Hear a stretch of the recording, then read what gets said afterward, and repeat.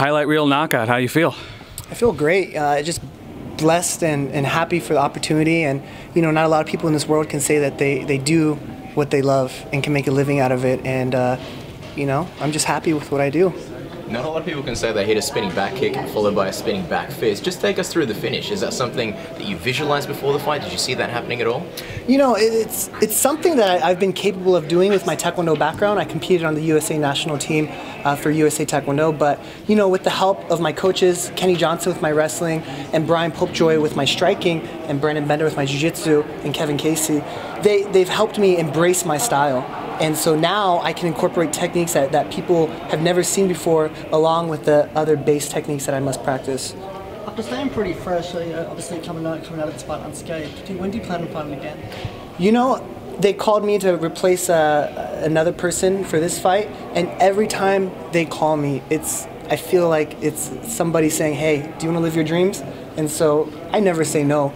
And whenever they call me, I'm ready. This is what I do. I don't get paid to sit on the sidelines, so this is what I do. This is what I love to do, and to come out not injured at all, might as well roll the dice again. Was that the kind of fight that you expected, him getting in there and trying to grapple you?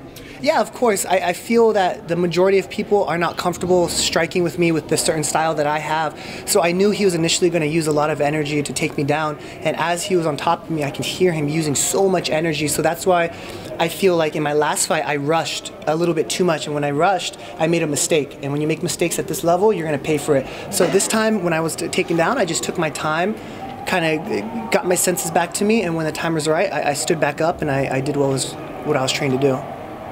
Anybody you want to call out? And no one, because I mean, every time I sign to fight somebody, they always pull out and get injured. So honestly, you know what? This is my first win at welterweight. I'm not in any place to call out anyone. I'm, you know, more or less just trying to get another fight and get another opportunity to fight in the UFC. Do you feel a bit more confident at welterweight? Oh, I love it. I love it. You know, competing at lightweight, I walk around at 195, 200 pounds. And so for me to cut down to lightweight, my whole entire 6 to 8 week training camp was solely just to get me down to weight. With this one, actually, it was a condensed training camp, but we were able to actually make myself a better martial artist instead of just cutting the weight. So I really, really like welterweight. Uriah Hall's on this card. Obviously, he's known for his spinning back kicks. Are you going to have a chat with him possibly after this fight and show some footage? I mean, what you did was pretty amazing. It was almost Uriah Hall-esque. Yeah, you know, me and Uriah, we're good friends, and we've actually trained together, so we kind of exchanged some knowledge. But you know what? For my sake and for a performance bonus, I hope he doesn't hit a spinning back kick.